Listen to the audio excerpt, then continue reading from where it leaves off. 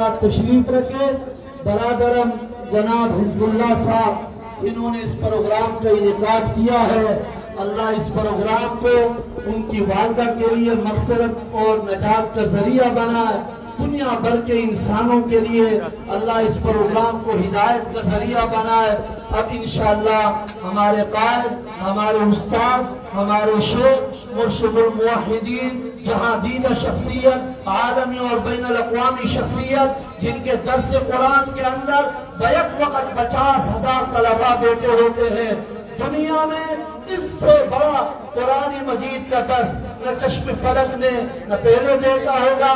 خیر القرون کے بعد اگر کسی شخصیت کے درس قرآن میں اتنا بڑا اجتماع ہو تو وہ ہمارے شیخ حضرت مولانا محمد طیب طاہری صاحب کا درس قرآن ہے.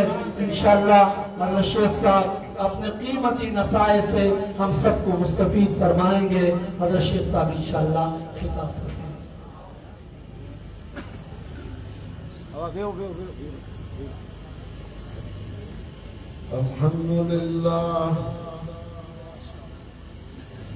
الحمد لله نحمده ونستعينه ونستغفره ونعوذ بالله من شرور أنفسنا ومن سيئات أعمالنا. من يهده الله فلا مضل له ومن يضلله فلا هادي له. ونشهد أن لا إله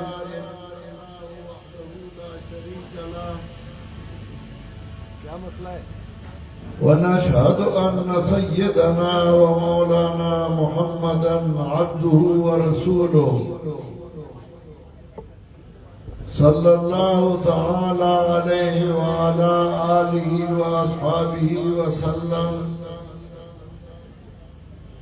أما بعد فأعوذ بالله من الشيطان الرجيم. بسم الله الرحمن الرحيم. وصاحبهما في الدنيا معروفا. صدق الله العظيم.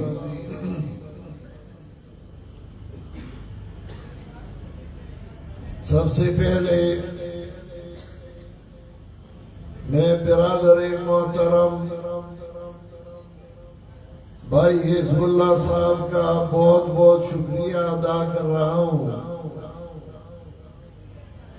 کہ وہ سال بسال ایسے پروگرام منعقد کرتے ہیں جس میں ہمارا اور آپ کا ملاقات اور گفتگو سننے اور گفتگو کرنے اور بیان کرنے کا موقع میسر کرتے ہیں. دربار خداوندی میں دعا گو ہوں کہ اللہ تعالیٰ ان کے عمر میں، ان کے اولاد میں، ان کے مال میں برکت عطا فرمائی. پھر میں علماء کرام، طلباء اعظام اور عوام بھائیوں کا مشکور ہوں کہ اس اندھیری رات میں آپ نے دور دراز سے سفر کیا اور ہمارے بیانات سننے کے لیے تشریف لائے. اللہ تعالیٰ آپ کو اجر عظیم عطا فرمائے. ایک دفعہ یہ پروگرام تھا، مشاعرہ تھا. مولانا حالی نے کچھ اشعار لکھی تھے تو علامہ اقبال کو دیے. وہ بیمار تھا کہ میرے اشعار بھی مشاعرہ میں آپ پڑھائیں. علامہ اقبال رحمہ اللہ جب سٹیج پہ کھڑی ہوئی تو اس نے کہا، ایک شعر پڑھا، گویا کہ میں نبی ہوں اشعار کی خدا کا. گویا کہ میں نبی ہوں اشعار کی خدا کا. قرآن بن کے اترا مجھ پر کلام حالی. راستے میں جب ہم آ رہے تھے تو اگلے سال پچھلے سال میں نے مولوی احمد جمشید کو کہا تھا کہ آپ آخری بیان کر لیں، میں پہلے بیان کروں گا۔ اس دفعہ میں نے ان کو کہا کہ آپ پہلے بیان کریں، میں بعد میں دعا کروں گا۔ مجھے پتا تھا کہ جو کچھ مجھے کہنا ہے تو یہ ذرا سریلی انداز میں اور سریلی آواز میں وہ بیان کرے گا تو میرے لیے کچھ نہیں رہے گا، کیونکہ ہم تو اپنے طرف سے بات نہیں کرتے۔ جو کچھ ہم کہتے ہیں تو قرآن و سنت سے کہتے ہیں، وہی قرآن و سنت کے الفاظ اور معانی مولانا احمد جمشید نے بیان کیے۔ دربار خداوندی میں دعا گو ہوں کہ مجھے بھی توفیق دے کہ میں بھی اپنے کم علم کے مطابق کچھ گزارشات آپ کے سامنے پیش کروں۔ اللہ تعالیٰ نے جتنی مخلوق پیدا کی ہے،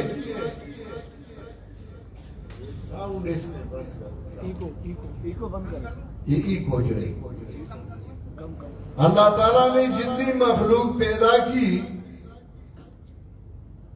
اور سارے مخلوقات کے والدین بھی ہیں اور سارے مخلوقات کے اولاد بھی ہیں، خواہ پرندے ہو، خواہ بھیڑ بکریاں ہو، خواہ بھینس گائے ہو، حیوانات جتنی بھی ہیں، پرندے چرندے جتنی بھی ہیں، ان کے والدین بھی ہیں اور ان کی اولاد بھی ہے۔ اور وہی محبت جو والدین کے اپنے اولاد کے ساتھ ہو تو اولاد کی محبت اپنے والدین کے ساتھ بھی ہوتی ہے۔ آپ دیکھیں، جب بھی کسی گائے یا بیل یا بھینس یا بھیڑ بکری کی اولاد کو، بچے کو آپ اٹھا لیں تو آپ کی پیچھے پیچھے چلتے رہے گی، کیونکہ گائے اور بیل اور بھینس وغیرہ کی محبت اپنے اولاد کے ساتھ اس حد تک ہے کہ آپ اس کے بچے کو اگر گود میں اٹھا لیں اور آپ آگے جائیں تو وہی گائے وہی بھینس آپ کی پیچھے پیچھے آتی رہے گی۔ اگر آپ کسی مرغی کے بچے کو اٹھانا چاہیے تو مرغی اپنے طاقت کے مطابق آپ پر حملہ کرے گی، اور اگر آپ کسی بچے کو اپنے ماں سے اٹھا لے اور اس کو چھوڑ دے تو بچہ ماں کی طرف دوڑ کے آئے گا۔ یہ تعلق صرف انسانوں کا نہیں، یہ تعلق حیوانات کا بھی ہے، یہ پرندوں کا بھی ہے، لیکن ایک فرق ہے، پرندوں کا حیوانات کا تعلق، بچوں کا تعلق اپنے والدین کے ساتھ اس وقت تک ہے جب بچے اپنے والدین کے محتاج ہوں۔ آپ دیکھیں، شاہین شکار لا کے اپنے اولاد کو دیتا ہے، حالانکہ شاہین گوشت کھانے کا بڑا شوقین ہے، پھر بھی وہ گوشت اٹھا اٹھا کے اپنے اولاد کو دیتے ہیں، اپنے بچوں کو دیتا ہے۔ مرغی بھی کہیں نہ کہیں سے دانا کو اٹھا کر، کسی چیز کو اٹھا کر اپنے اولاد کے لیے، اپنے بچوں کے لیے لاتی ہے۔ گھونسلے میں اولاد منہ کھول کے اپنے ماں کی طرف دیکھتی ہے اور ماں ان کو جو چیز لاتا ہے تو وہ دیتا ہے، لیکن جب ایک موقع پہ یہ بچے بڑے ہو جاتے ہیں مرغی کے بچے، پرندے کے بچے، حیوانات کے بچے جب چھوٹے بڑے ہو جاتے ہیں تو پھر وہ اپنے ماں باپ کا نہیں پوچھتے. پرندوں کے بچے جب پر نکلتے ہیں اور اڑتے ہیں اس کے بعد وہی گھونسلے میں نہیں آتے، نہ اپنے ماں کے پاس اور نہ اپنے باپ کے پاس. حیوانات کے بچے جب وہ گھاس کھانے کی گھاس کھا سکتے ہیں اور جب وہ تھوڑے سے بڑے ہو جاتے ہیں، ان کو دودھ کی ضرورت نہیں ہوتی، گھاس کھانے کے قابل بن جاتے ہیں، تو پھر اپنے ماں باپ کا نہیں پوچھتے، جس طرف جائے اس طرف جاتے ہیں. صرف اور صرف انسان ہیں جو اشرف المخلوقات ہیں. یہ جتنے بھی بڑے ہو جاتے ہیں تو اپنے ماں باپ کے قریب ہو جاتے ہیں. بچپن میں ان کا یہ پرواہ نہیں ہوتا، کوئی بھی گود میں اٹھا لے تو ان کے بن جاتے ہیں. لیکن جب بڑے ہو جاتے ہیں تو اپنے ماں باپ کی طرف زیادہ راغب ہو جاتے ہیں اور زیادہ محبت کرتے ہیں، اسی وجہ سے کہ وہ اپنے ماں باپ کے قدموں میں جنت دیکھتے ہیں. ماں باپ کے ساتھ محبت وہ اپنی دین کا ایک حصہ سمجھتے ہیں. اسی وجہ سے انسانوں میں بھی مسلمان بھی ہے اور انسانوں میں کافر بھی ہے، لیکن وہ لوگ جن کا تعلق قرآن و سنت کے ساتھ نہ ہو، ان کو دیکھیں، ان کا وہی محبت اپنے والدین کے ساتھ نہیں جو تعلق مسلمانوں کا اپنے والدین کے ساتھ ہے. ان کا تعلق صرف اتنا ہے کہ سال میں ایک دن اور پیرنٹس ڈے مناتے ہیں، یوم والدین مناتے ہیں، اور جب ان کے والدین بوڑھے ہو جاتے ہیں تو اولڈ سینٹر میں ان کو داخل کراتے ہیں اور ساتھ میں ایک دفعہ ان کے پاس گلدستہ لے جاتے ہیں. ہم والدین کے احترام کرتے ہیں. صرف اور صرف مسلمان ہیں جو اپنے والدین کے احترام عمر بھر کرتے ہیں اور جتنی بھی بڑے ہو جاتے ہیں تو اپنے والدین کے زیادہ قریب ہو جاتے ہیں. یہ کیوں؟ اس کی اصل وجہ اور بنیادی وجہ یہ کہ ان کی والدہ کی پیٹ یہ اللہ تعالیٰ نے ایسا فیکٹری اور ایسا کارخانہ بنایا ہے کہ وہ حرام کو حلال بناتی ہے اور حلال کو حرام بناتی ہے. وہی والدہ ہے جو کھانا کھاتی ہے، لیکن جب وہ کھانا نکلتا ہے تو وہ حرام بن جاتا ہے، پلید بن جاتا ہے، بول براس بن جاتا ہے. یعنی اسی پیٹ میں جب حرام نطفہ جو پلید ہے، نماز اس کے ساتھ نہیں ہو سکتا جب کپڑوں میں لگ جاتا ہے، لیکن جب ماں کی پیٹ میں وہ جاتی ہے تو اسے بڑے بڑے علماء، بڑے بڑے اولیاء، بڑے بڑے صلحاء، بڑے بڑے انبیاء میں پیدا ہو جاتے ہیں. وہ حرام نطفہ، وہ پلید نطفہ ماں کے پیٹ میں حلال بن جاتا ہے اور اسے جو انسان نکلتا ہے وہ مخلوق کے لیے اور انسانوں کے لیے رہنما بن جاتے ہیں. یہی والدین ہے جس کے بارے میں جناب رسول اللہ صلی اللہ علیہ وسلم ایک دفعہ مدینہ منورہ سے مکہ مکرمہ تشریف لے جاتی تھی، صحابہ کرام ساتھ تھی. مدینہ اور مکہ کے درمیان ایک جگہ ہے جو جناب رسول اللہ صلی اللہ علیہ وسلم کے ماموں کا علاقہ تھا. تو رسول اللہ صلی اللہ علیہ وسلم نے ادھر صحابہ کرام کو فرمایا آپ تھوڑا انتظار کریں، میں آتا ہوں. اور رسول اللہ صلی اللہ علیہ وسلم اس گاؤں کی طرف نکل پڑے جہاں ان کی والدہ کی قبر تھی اور فوت ہو گئی تھی۔ جب رسول اللہ صلی اللہ علیہ وسلم چھوٹے تھے اور اپنی والدہ کے ساتھ جا رہے تھے، راستے میں ان کی والدہ فوت ہو گئی تو رسول اللہ صلی اللہ علیہ وسلم اسی مقام پہ چلے گئے۔ یہ ان کی محبت تھی اپنے والدہ کے ساتھ۔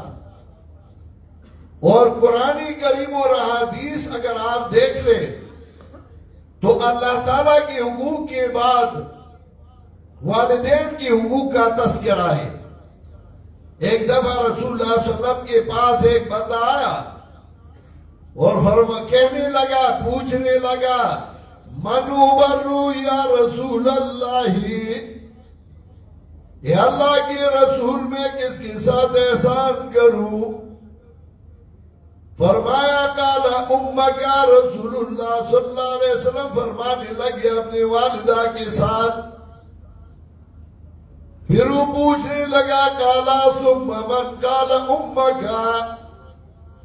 پھر وہ پوچھنے لگا کہ اس کے بعد میں کس کے ساتھ احسان کروں؟ پھر رسول اللہ صلی اللہ علیہ وسلم فرمانے لگے اپنے ماں کے ساتھ۔ تیسری دفعہ پھر کہنے لگا قالا ثم من؟ قال امک۔ پھر کہنے لگا تیسری بار میں کس کے ساتھ احسان کروں؟ پیغمبر پاک نے فرمایا اپنے ماں کے ساتھ۔ چوتھی دفعہ وہ پھر پوچھنے لگا قالا ثم من؟ قال ثم اباک ثم الاقرب فالاقرب۔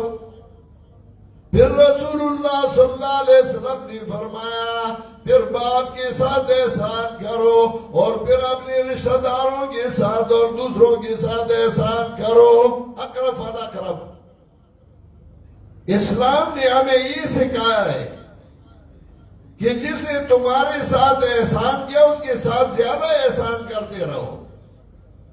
والدانی 3 موقعوں پہ اکیلے تم میں ابھی تکلیف اور تمہارا مصیبت سہ لیا، پیٹ میں آپ کو پالا، پیدا ہونے میں ان کو تکلیف پہنچی، پھر بچپن میں تمہیں پالا، اس کے بعد پھر والد صاحب شریک ہوئے سبق پڑھانے میں، اسکول، کالج، یونیورسٹی میں، تو ان کی احسان چوتھی دفعہ پہ اسی وجہ سے چوتھی دفعہ فرمایا ثم الاقرب فالاقرب۔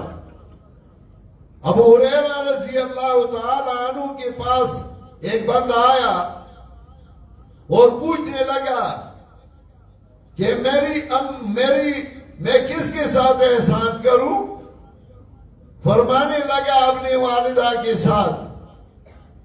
اور ابو ہریرہ رضی اللہ تعالیٰ عنہ کے پاس ایک بندہ آیا، اسی پوچھنے لگا کہ میری مائیں اور مجھے حکم کے کر دیے ان امی تامرنی بطلاقہا، مجھے میری ماں حکم کر دیے کہ میں اپنی بیوی کو طلاق دوں۔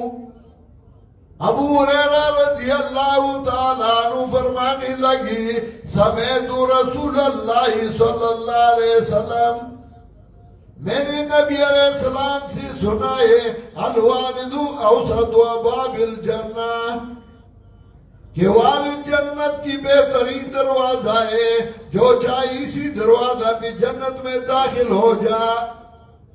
والد کے ساتھ احسان کرو۔ جب والدہ کا حق والد سے 3 گنا زیادہ ہے، یہ نہیں کہا کہ طلاق دو یا نہ دو، صرف وہ حق بیان کیا ابو ہریرہ رضی اللہ تعالیٰ عنہ نے۔ والدین اور اولاد کا ایک تعلق ہوتا ہے اور ایسا تعلق ہے دن بدن بڑھ جاتا ہے۔ اولاد کا تعلق والدین کے ساتھ۔ حضرت عمر رضی اللہ تعالیٰ عنہ کے پاس ایک بندہ آیا اور اس نے شکایت کی حضرت میرا بیٹا ہے اور میری بات کو نہیں مانتا۔ حضرت عمر رضی اللہ تعالیٰ عنہ اس کے بارے میں تو آپ سب کو پتا ہوگا کہ وہ کیسے بندہ تھی۔ اسے کہا اچھا تمہارا نہیں مانتا، اس کے بیٹے کو بلایا۔ جب اس کا بیٹا آیا حضرت عمر رضی اللہ تعالیٰ عنہ اس کو والد کی حقوق بیان کرنے لگے. والد کا یہ حق ہے، یہ حق ہے، یہ حق ہے. جب حضرت عمر رضی اللہ تعالیٰ عنہ خاموش ہوئے، بیٹی نے پوچھا کہ والد کا تو اتنا حق ہے، بیٹی کا بھی کوئی حق ہے یا نہیں؟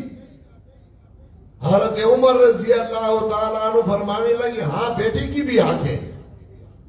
اس نے کہا وہ کیا ہے؟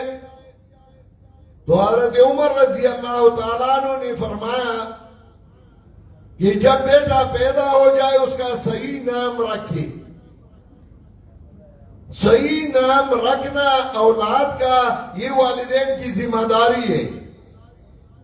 لوگ یہ نہیں پوچھتے، بس ایک نام رکھتے ہیں. ہمارے گاؤں میں ایک بندہ تھا، اس کا نام تھا اسیم خان. ایک دفعہ میرے والد نے اس کو کہا کہ وہ گنہگار خان ادھر آؤ. ایک تھا اس کا نام تھا کفور خان. تو اس کو میرے والد نے ایک دفعہ کہا کہ وہ کافر ادھر آؤ. وہ کہنے لگا مولانا صاحب مجھے کافر کہتے ہو، مجھے گنہگار کہتے ہو. دوسرے نے کہا، میرے والد نے کہا لوگ تمہیں عربی میں کہتے ہیں، میں نے پشتو میں کہا. پشتو میں کہا وہ کافر عدل راشا، گنہگار عدل راشا. تو اسے میرے والد نے فرمایا لوگ تمہیں عربی میں کہتا ہے کہ وہ کافر ادھر آؤ، میں نے پشتو میں کہا. اس نے کہا میرے نام کا یہ معنی ہے؟ میرے والد نے کہا ہاں یہ معنی ہے تمہارے نام کا. اس نے کہا میرا نام تبدیل کر دو. نبی علیہ السلام کے پاس جب بھی کوئی بندہ آتا تھا، اسلام لاتا تھا، تو ان سے نام کا پوچھتی تھی کہ تمہارا کیا نام ہے. ایک دفعہ ایک بندہ آیا اور جس کا نام صحیح نہ تھا، نبی علیہ السلام اس کا صحیح نام رکھتے تھے. تو ایک بندہ آیا، اس کا نام تھا حزن. حزن مانا غم. نبی علیہ السلام اس کا نام تبدیل کرنا چاہتی تھی. اس نے کہا یہ میرا نام میرے والد نے رکھا ہے، میں اس کو تبدیل نہیں کر سکتا.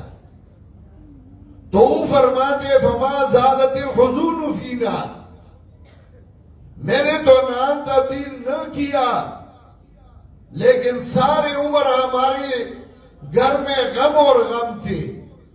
نام کا بھی تھوڑا بہت اثر ہوتا ہے. حزب اللہ ہے تو حزب اللہ اللہ کا جماعت، اور اللہ کی جماعت ہوگی تو جماعت کو جمع کرنے والا ہے. ایک حدیث میں آتا ہے کن عالمن او متعلمن او خادمہ. عالم اور متعلم نہیں لیکن خادم تو ہے علماء کا. تو عرض ہی کر رہا تھا، حضرت عمر نے اس کو کہا کہ پہل آگے کہ صحیح نام رکھے اپنے اولاد کا. آج کل تو جب نام رکھتے ہیں تو نام ان لوگوں کا رکھتے ہیں جو ڈراموں میں کام کرتے ہیں اور یا کسی فلموں میں کام کرتے ہیں، ان کے نام رکھتے ہیں. یہ نہیں پوچھتی کہ اس کا معنی کیا. دوسرا آگے کہ اپنے اولاد کو صحیح تعلیم دے. اور تیسرا آگے کہ جب وہ بالغ ہو جائے تو اس کی شادی کرا لے. تو بیٹے نے حضرت عمر کو کہا کہ میرے والد نے تو ان دنوں میں ایک کام بھی نہیں کیا ہے، نہ میرا نام صحیح رکھا ہے، نہ مجھے تعلیم دی ہے، اور نہ میرا شادی کرانا چاہتا ہے. تو حضرت عمر رضی اللہ تعالیٰ عنہ نے اس کے والد کی طرف دیکھا کہ تم نے پہلے اس کے ساتھ زیادتی کی ہے، یہ اب کر رہا ہے. اصل بات یہ ہے کہ والدین میں بھی کچھ نہ کچھ ہے، دال میں کچھ کالا کالا ہے. اگر والدین اپنے اولاد کو صحیح تعلیم دیتی تھی، قرآن و سنت کی تعلیم دیتی تھی، کبھی بھی اولاد نافرمان نہیں ہو سکتی. میرا بیٹا تھا 19 سال کی عمر میں ایکسیڈنٹ ہوا، اکلوتا بیٹا تھا، شہید ہوا. 6 بیٹیاں تھی اور ایسا بیٹا تھا کہ 12 سال کی عمر میں اس نے 2000 فٹ اوپر سے پہاڑی سے گلائڈر پہ چھلانگ لگایا تھا، اتنا دلیر اور اتنا تکڑا تھا، اور وہ اسلامک یونیورسٹی میں بھی پڑھتا تھا اور تیسرے درجے میں کتابیں بھی پڑھتا تھا، اور قابل اور ذہین اتنا تھا کہ جب پہلے درجے میں اس نے اسباق شروع کیے، استاد نے کہا کہ حرف نہ مسند واقع ہوتا ہے نہ مسند الیہ واقع ہوتا ہے سبق میں۔ ایک دن وہ میرے ساتھ اسلام آباد گیا، ہم گاڑی میں بیٹھی تھی، وہ پیچھے میں آگے بیٹھا تھا، اسی میں خسرا آیا، سوال کر رہا تھا، تو میں نے اس کو کہا کہ معاف کر دو۔ بیٹی نے پیچھے سے کہا بابا یہ غریب تو مزدوری بھی نہیں کر سکتا، کچھ دے دو اس کو۔ میں نے امتحاناً اس کو کہا کہ تمہاری جیب میں پیسے تم دو، مجھے کہتے ہو تو تم دے دو۔ اس نے جیب سے نوٹ نکالا، اس کو دے دیا۔ جب ہم روانہ ہوئی تو ہنس پڑا، میں نے پیچھے دیکھا، میں نے کہا یمان کیوں ہنس رہے ہو؟ اس نے کہا بابا یہ تو حرف ہے، نہ مسند واقع ہو سکتا ہے نہ مسند الیہ۔ آپ یقین جانیں اسی بات میں اتنا خوش ہوا کہ اگر مجھے کوئی سونے کا پہاڑ دیتا تھا اتنا خوش نہ ہوتا جتنا اس کے بعد پہ خوش ہوا، کہ میں نے یہ سوچا کہ اپنا سبق لاگو کر سکتا ہے، اپنے سبق کو سمجھتا ہے۔ شہید ہوا، بڑا تابعدار بیٹھا تھا، لیکن مجھے کوئی اثر میرے اوپر وہ نہیں آیا جو عام لوگوں پہ آتا ہے۔ اسی وجہ سے کہ اس دکھ اور اس تکلیف میں مجھے جو احساس، جو خوشی اور مسرت محسوس ہوتی تھی، اس کا اظہار میں نہیں کر سکتا۔ وہ ایک شاعر نے کہا ہے پی جا ایام کی تلخی کو بیانس کے ناصر، پی جا ایام کی تلخی کو بیانس کے ناصر، غم کو سہنے میں بھی قدرت نے مزہ رکھا ہے۔ مولانا طارق جمیل صاحب اللہ ان کو صبر جمیل عطا فرمائے، ان کا بیٹا فوت ہوا، رو رہا تھا اور بڑا افسردہ تھا، اور مجھے پتا ہے اس غم کا، جب بیٹا فوت ہو جائے انسان کا کیا حال ہوتا ہے۔ کچھ لوگوں نے اس پہ تنقیدیں شروع کی، اگرچہ تنقید بجائے، لیکن پچھلے دنوں مجھے ایک مولانا صاحب ملے، میں نے ان کو کہا کہ یہ نہیں چاہیے تھا، اب نہیں چاہیے تھا۔ اسے کہا کیوں؟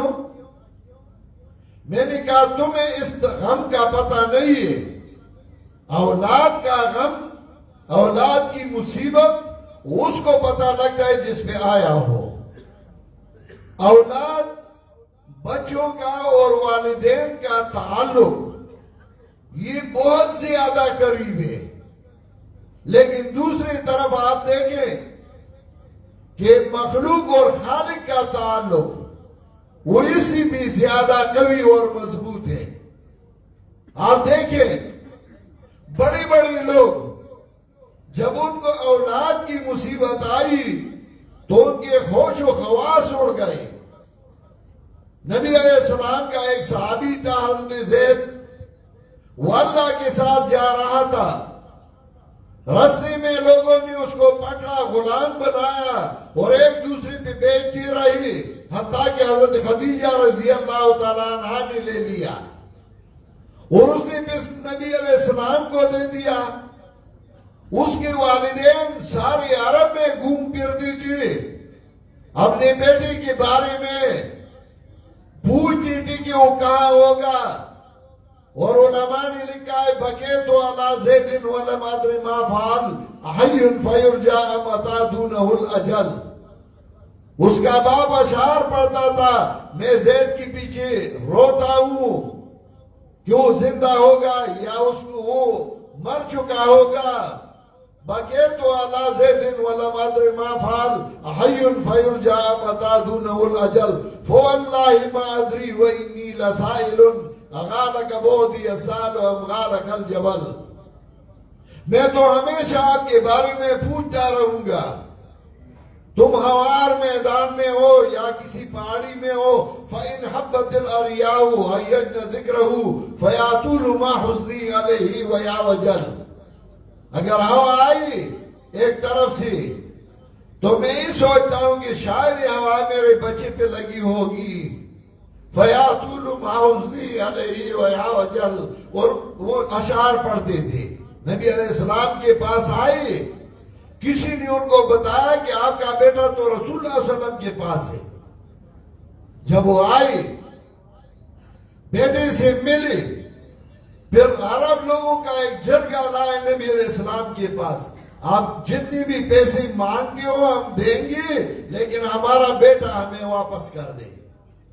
نبی علیہ السلام نے ان کو کہا، فرمایا میں ایک پیسہ بھی نہیں لیتا لیکن ایک شرط رکھتا ہوں، آپ کے بیٹے کو بلاتا ہوں، اگر آپ کے ساتھ جاتا ہے تو میں ایک پیسہ بھی نہیں لاتا، منع بھی نہیں کرتا. اگر میرے پاس رہنا چاہتا ہے تو آپ زبردستی نہ لے جائیں گے. انہوں نے کہا ٹھیک ہے. حضرت زید کو بلایا. نبی علیہ السلام نے اس کو کہا کہ زید یہ جانتے ہو؟ اس نے کہا یہ میرے والد ہیں، میں نے آپ کو آزاد کر دیا، ان کے ساتھ جاتے ہو، میں ایک پیسہ بھی نہیں لیتا، آج سے تمہیں اجازت ہے، اور اگر نہیں جاتے تو یہ آپ کو زبردستی نہیں لے جائے گا. حضرت زید نے ایک چھوٹا سا تنکا اٹھایا اور فرمایا، حضرت میں اس تنکے کے مطابق، اس تنکے کے مناسب چھوٹا سا فراق آپ کا برداشت نہیں کر سکتا، میں ان کے ساتھ نہیں جاتا اور میں آپ کے ساتھ رہوں گا. یہ دینی تعلق تھا. دینی تعلق اور دنیاوی تعلق کا جب مقابلہ آ جائے تو پھر دینی تعلق اس پہ غالب ہے. اسی وجہ سے اللہ نے فرمایا، وَإِن جَاهَدَاكَ لِتُشْرِكَ بِي مَا لَيْسَ لَكَ بِهِ عِلْمٌ فَلَا تُطِعْهُمَا، اگر والدین تمہارے ساتھ جھگڑتے ہیں، لڑتے ہیں کہ میرے ساتھ کسی کو شریک بناؤ، فَلَا تُطِعْهُمَا، تو ان کی نہ مانو. اللہ کے ساتھ شریک کون بناتا تھا؟ اللہ کے ساتھ شریک مشرکین بناتے تھے. یہ نہیں کہ وہ اللہ کو نہیں مانتے تھے، وہ اللہ کو مانتے تھے، اور قرآن کریم نے اس کی شہادت دی ہے. فَإِذَا رَكِبُوا فِي الْفُلْكِ دَعَوُا اللَّهَ مُخْلِصِينَ لَهُ الدِّينَ، جب ہی کشتی میں سوار ہو جاتے ہیں تو صرف اللہ ہی کو پکارتے ہیں. فَلَمَّا نَجَّاهُمْ إِلَى الْبَرِّ إِذَا هُمْ يُشْرِكُونَ، جب ہم ان کو نجات دیتے ہیں خشکی کی طرف، پھر اللہ کے ساتھ اوروں کو شریک بناتے ہیں. جب ان کی کشتی گرداب میں پھنستی تھی اور ڈوبتی تھی، پھر اللہ کو پکارتی تھی. وہ کیا کہ ایسے مشرکین تھے. آج کل کی مشرکین کو دیکھو، یہ دریا میں بھی، کشتی میں بھی کہتے ہیں میری کشتی پار لگا دو یا علی، میری کشتی پار لگا دو یا علی. وہ تو پھر بھی اللہ کو پکارتی تھی. ان کا عقیدہ یہ تھا. قرآن کریم میں اللہ نے فرمایا، وَيَعْبُدُونَ مِن دُونِ اللَّهِ مَا لَا يَضُرُّهُمْ وَلَا يَنْفَعُهُمْ وَيَقُولُونَ هَؤُلَاءِ شُفَعَاؤُنَا عِندَ اللَّهِ. سورہ یونس آیت نمبر 18 11واں پارہ میں اللہ نے فرمایا، یہ اللہ کے بغیر اوروں کی عبادت کرتے ہیں، اوروں کو پکارتے ہیں، اوروں کی نام پہ نظر نیاز اور چڑھاوی دیتے ہیں. ما لا يضرهم ولا ينفعهم، جو ان کو نہ ضرر پہنچا سکتے اور نہ فائدہ پہنچا سکتے ہیں. پھر کیوں؟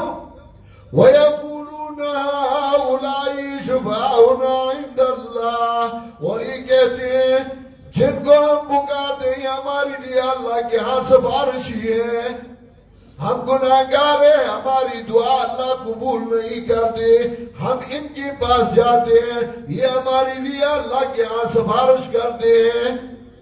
تو اللہ نے رد کرتی ہوئی فرمایا، قُلْ أَتُنَبِّئُونَ اللَّهَ بِمَا لَا يَعْلَمُ فِي السَّمَاوَاتِ وَلَا فِي الْأَرْضِ، کہہ دو میرے پیغمبر ان کو، کیا تم اللہ کو اس چیز کا علم دیتے ہو جس کا اللہ کو پتہ نہیں، نہ آسمانوں میں اور نہ زمینوں میں. کیا تمہارا یہ عقیدہ ہے کہ اللہ تمہارے حال سے بے خبر ہے؟ تو تم قبروں پہ جاتے ہو، اولیاء کرام کے درباروں پہ جاتے ہو اور کہتے ہو میں تمہارے پاس آیا ہوں، میرے لیے اللہ کے ہاں سفارش کر دو۔ نہیں، ڈائریکٹ اللہ سے مانگو۔ اللہ اور اپنے درمیان کسی اور کو واسطہ نہ بناؤ۔ ہاں، ایک زندہ بندہ ہے، نیک بندہ ہے، ان کو کہتے ہو میرے لیے دعا کرو، لیکن جب فوت ہو جائے تم اس کی جنازہ پڑھاتے ہو، تم اس کا جنازہ کرتے ہو، تم ان کو غسل دیتے ہو، اور پھر جب اس کو دفناتے ہو تو اس کی قبر پہ جا کے اسی پر مانگتے ہو۔ یہ تمہارا عقیدہ ہے، تم اپنے آپ کو مسلمان کہتے ہو؟ جب اللہ کا حق، والدین کا حق آپس میں مقابل آئے، پھر والدین کا نہیں ماننا، صرف اللہ ہی کا ماننا ہے۔ مطلب یہ کہ اللہ تعالیٰ نے والدین کے حقوق تو بیان کیے، لیکن اللہ تعالیٰ کے مقابلے میں والدین کے حقوق کچھ بھی حیثیت نہیں رکھتے۔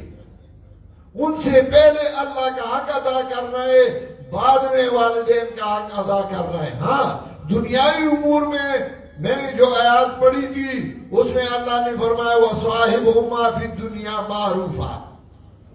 اگر وہ والدین مسلمان بھی نو، کافر ہو، مشرک ہو، پھر بھی دنیاوی امور میں ان کے ساتھ احسان کرتے رہو، دنیاوی امور میں ان کا خیال رکھتے رہو، دنیاوی امور میں ان کی تابعداری کرتے رہو۔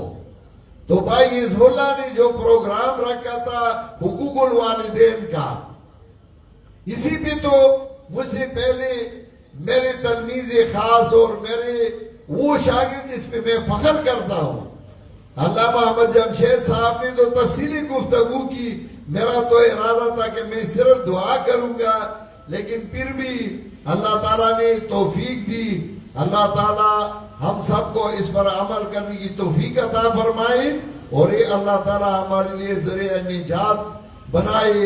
میں آپ سب کا مشکور ہوں، خصوصاً اپنے تلامذہ کا، اپنے ساتھیوں کا، علماء کا، عوام کا، کہ آپ نے تکلیف کی اور یہاں آئے۔ اللہ تعالیٰ ہمارے لیے ذریعہ نجات بنائے۔ وآخر دعوانا ان الحمدللہ رب العالمین۔